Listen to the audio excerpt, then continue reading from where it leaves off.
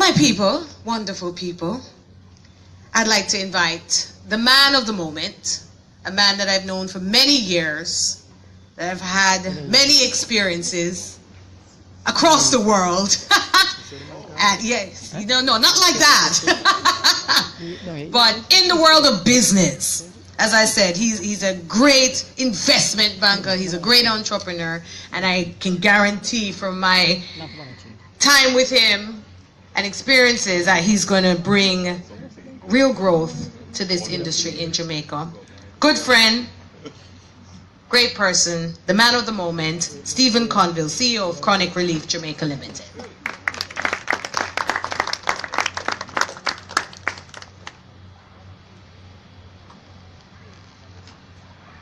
Good evening, everyone. You know, I thought to myself, it's a good thing I am modestly handsome, because after such a tremendous set of speakers, Minister Vaz, Dr. Lowe, distinguished pastor, chief horticulturist, it's kind of a pressure-packed situation to have to bring up the rear. But I will try.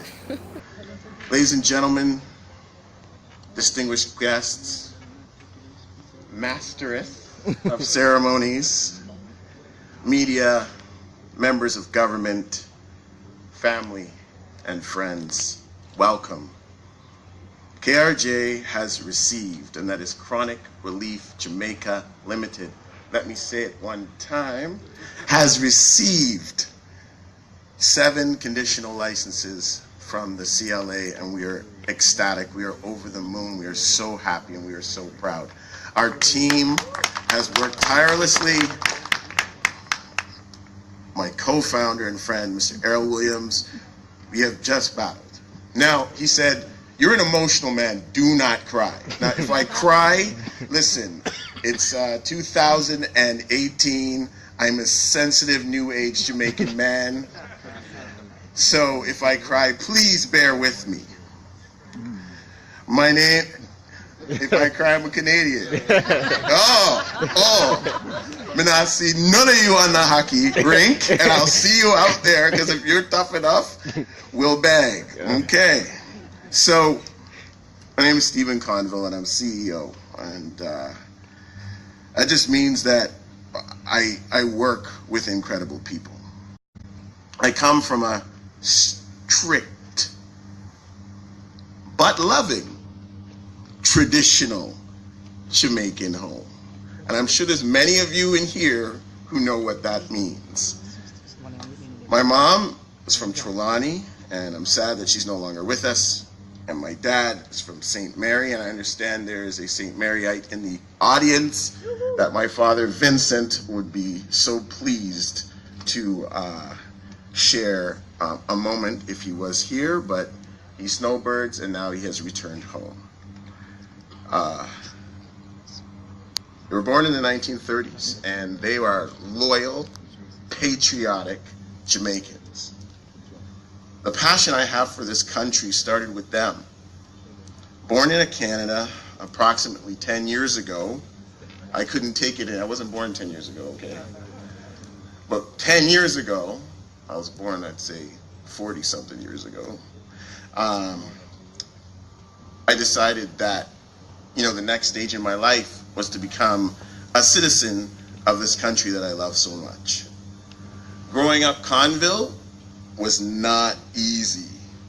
So for those of you who understand that sentiment, you know how nervous I was at 40 years old to go see my parents to say, Dad, Mom, and I don't care how polished Dr. Lowe wants to make it sound, I'm going to grow cannabis for a living. That was a real nerve-wracking experience. But, you know, in my mom's last few hours, I remember a conversation with my dad in which she said, you know, Vincent, I've lived a long life and I'm in pain. And if I want some ganja tea, please go get it. And she's right. The product, the medicine that I am choosing to make my final life journey with is going to change this world. I am not a cannabis smoker. I am not a cannabis eater. But I am a cannabis fan and passionate lover because it is an amazing plant. And it does amazing things. And if you don't know, then I suggest you ask somebody. I have seen people with Parkinson's disease rub creams on their body that allows them to get out of a wheelchair and not just hobble, but jog. I've seen people with multiple sclerosis who are bound to a wheelchair after simple drinks and tonics and rubs be able to walk. In North America, there is an opioid crisis. And Big Pharma has pushed stage 4 cancer drugs ahead of cannabis for profit. The result is death and destruction of families, and I tell you, no matter what, and this is a person who doesn't smoke, this is a person who does not drink. You might catch me with a ting or some water, but I'm telling you, the opioid crisis is real, and cannabis is a solution.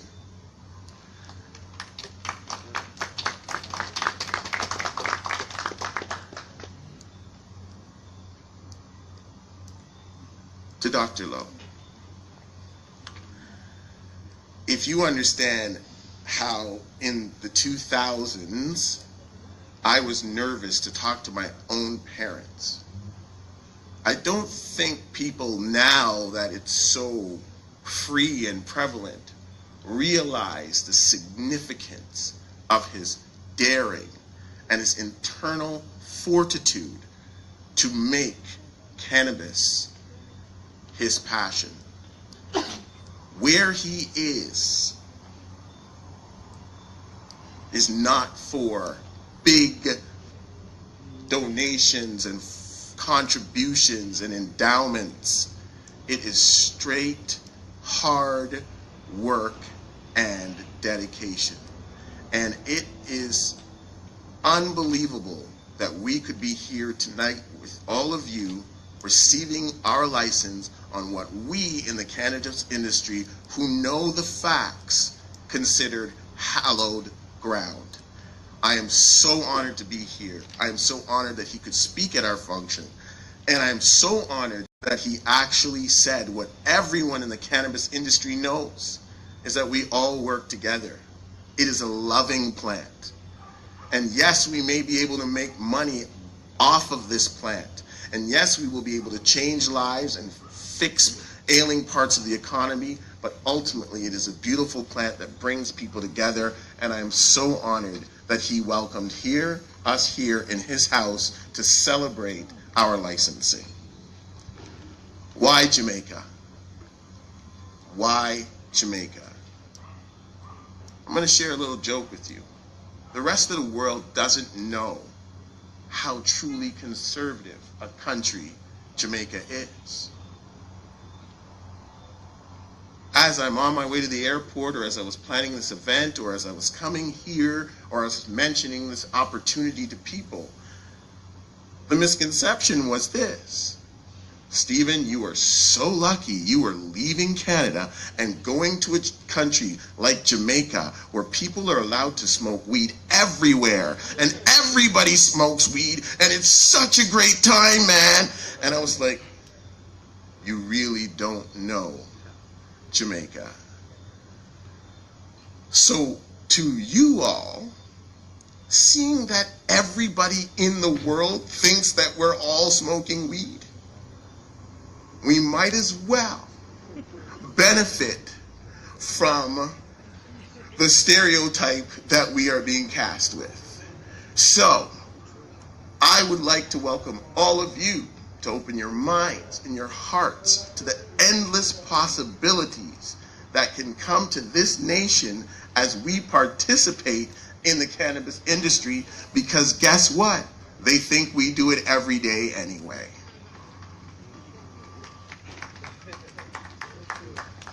There is an amazing opportunity for export. One of the things that is paramount about cannabis, its consumption, and its future growth, is that we are years and years and years away from being able to satisfy global demand. That means that a country like Jamaica, if focused and ready and entrepreneurial and in the spirit of the true Jamaican, and I will pause here because you all know the security guard in front of the bank who's like, phone card, photo, getting married. He's got a camera, a printer, he's got phone cards, he's got gum, he's got whatever you want. Because he's an entrepreneur. He's a Jamaican. And that's in our blood, that's in our spirit. That no matter what the obstacle, we will find a way. We will find a solution. We will get the job done. That is who we are. And so I am inviting all of you to go back to your constituencies, go back to your families, go back to your friends, and figure out what little bit you can do to contribute to cannabis becoming a real important part of the Jamaican economy that will allow Jamaica to lead the world. Now, the one thing I will do, and I don't often correct someone I would consider a friend and a mentor like Dr. Lowe, because I know it's frustrating when you want to get stuff done and you feel that there's bureaucracy in the way. But I'll tell you, as frustrated as we are moving in the right direction. And we are head and shoulders in terms of a national perspective ahead of even first world powers like the United States. So let's take our ingenuity, let's take our passion, let's take our drive, let's take our energy, and let's put that towards working around the headwinds that we face so that we can take cannabis and the country of Jamaica to the next level. We're going to build a 250,000 square foot facility. The approximate cost is $20 million US, and we're going to get after it. We are going to produce at least 50 metric tons of cannabis annually. We're going to extract it, we're going to test it, we're going to research it, we're going to inject it, we're going to put it in topicals, we're going to put it in edibles.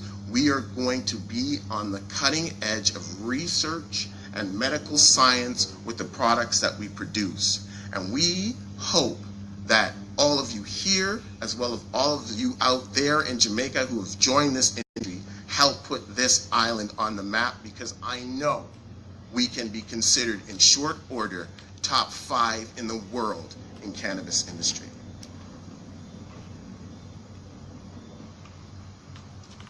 We cannot miss this opportunity. I am a passionate Jamaican.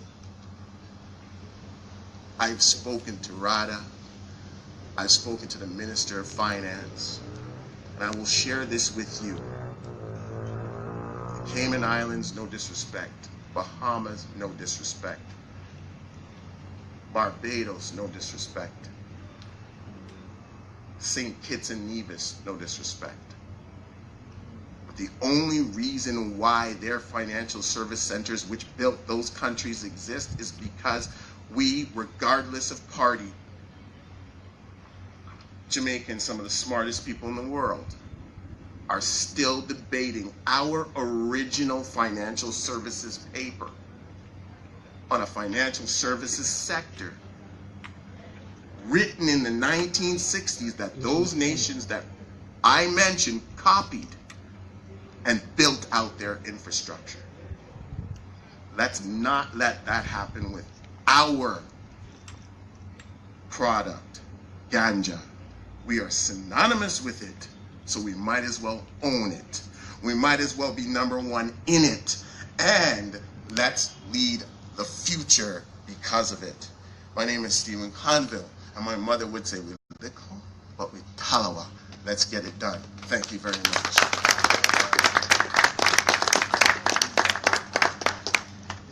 Well, I'm fired up. I don't know about you. But we have work to do. He is a leader. And I see the big vision. Top 5 in the world in the cannabis industry. We need to own it, and we need to get going right now. So send in your job applications if you want to invest in Kronic. No, joke.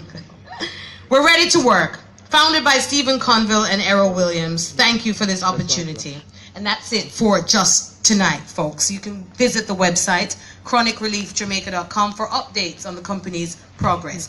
We look forward to the official launch, which will happen later this year, which will include a groundbreaking ceremony in Portland. And on behalf of the management, again, of Chronic Relief Jamaica, I want to thank you all for coming out this evening. We truly appreciate you taking the time and the effort, and we look forward to your continued support for Chronic Relief Jamaica Limited as they begin their journey in this exciting new frontier. And I'm coming out there in Portland. Tell you, I'm looking at work, man. Teach me something about that horticulture stuff. You understand? Thanks again for coming, ladies and gentlemen. Walk good, and let's build this industry. We do have refreshments, so you don't have to leave. We'd love you to stay a minute and meet some of our family at Chronic Relief Jamaica. Oh gosh! Ha ha ha, yes. Ha ha ha, yes. Take me higher, higher and higher. More time it's frustrating. How you deal with the grades is the grading. And we no intoxicated, no. Boy, just through a split here. You want a queen of jail. But when it legalized, will your charges appear? 7 days are a fine, but the evidence couldn't find. No, you want me spend the time, I pay the fine. I'm a want you to give me back mine. Give me my herbs, my skunk, my lamb spread, my sensimina, my herbs. This a triple OG, kush, sour diesel, me need my herbs. Oh, yeah. Peppermint leaf of life, my Cersei bitters, and my herbs. Oh no, give me back my herbs. Boy, Mr. Man, wanna listen me? On every level, me defending it. You want the knowledge, me will lend you it. If you believe in a medicine, it's a plant full of enough health